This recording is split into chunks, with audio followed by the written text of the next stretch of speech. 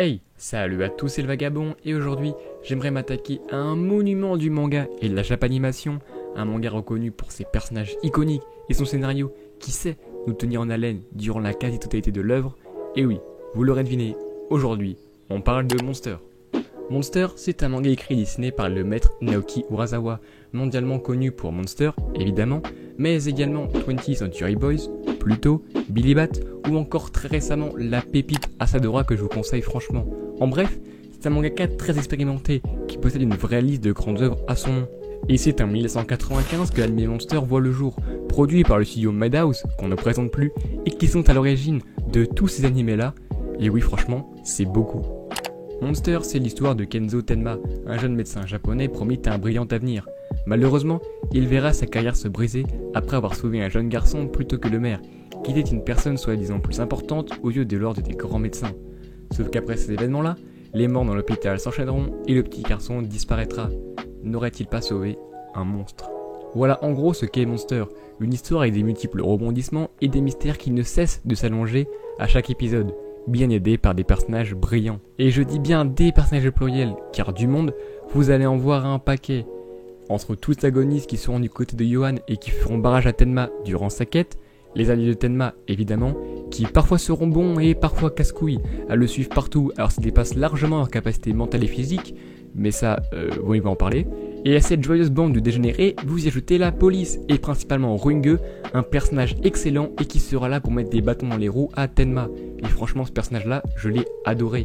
Alors oui, si même là, avec tout ce beau monde, vous trouvez quand même le moyen de vous ennuyer, je sais vraiment pas ce qu'il vous faut. Surtout que l'anime possède quand même un top 5 antagoniste all-time en la personne de Yohan. Un personnage tellement incroyable par ses actions et son charisme. Il est vraiment unique en son genre. Il est intelligent, froid, manipulateur de grands talents et il sait tirer les ficelles dans toute impunité aux yeux de tous, sans pour autant qu'on se souvienne vraiment de lui ou qu'on se rende vraiment compte qu'on est manipulé. Il est super intéressant et il est un argument de taille pour commencer l'œuvre. Ses intentions ne sont certes pas louables, mais il reste malgré tout un grand antagoniste qui aura fait basculer Tenma dans ses plus grands retranchements, et ça franchement, c'est très très fort. Et tant que j'y suis, je tiens à vous promouvoir la vidéo du pote Kenya, qui traite du personnage plus en profondeur que moi, et même si la vidéo date un petit peu, elle n'en reste pas moins super intéressante et bien construite, et le lien est évidemment en description. Bref, pour en venir à Monster, les personnages et le modelage du monde sont très importants dans l'appréciation qu'on a de l'œuvre, car des personnages très diversifiés et bien écrits, étalés dans plusieurs pays d'Europe, c'est très fort d'un point de vue de la narration, et c'est un des gros points forts du pourquoi j'ai aimé Monster. Les 70 épisodes passent super vite quand on rentre bien dans l'intrigue, et les OST subliment vraiment l'élément de révélation et de mystère, ça aussi j'ai beaucoup apprécié. Et Monster, c'est vraiment une œuvre iconique, que vous devez voir si vous vous intéressez aux thrillers et même en règle générale, si vous voulez vous faire une culture animée très solide. C'est un pilier du genre par ses mécaniques et son histoire bien ficelée. L'anime me laissera un excellent souvenir et j'espère vous l'aura bien présenté, rapidement et proprement, à travers cette courte vidéo qui, je l'espère encore une fois, vous aura donné envie de le voir, car je le répète, c'est une œuvre iconique. Mais maintenant que Aden a dégagé l'anime de son catalogue, à mon plus grand regret, je ne sais pas où l'anime va finir de manière légale, et c'est vraiment triste pour une œuvre de cette grandeur.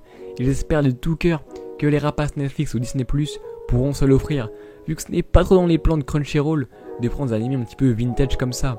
Mais bon, comme on dit, l'espoir fait vivre, et il ne reste plus qu'une seule chose à faire maintenant, croiser les doigts et espérer que ça arrive au plus vite. Bref, j'espère que cette vidéo vous aura plu car elle arrive enfin à son terme. Pensez à vous abonner à la chaîne pour me soutenir et donner de la force, ça fait super plaisir. Un grand merci à vous car la dernière vidéo était très bien référencée, vous êtes vraiment les meilleurs.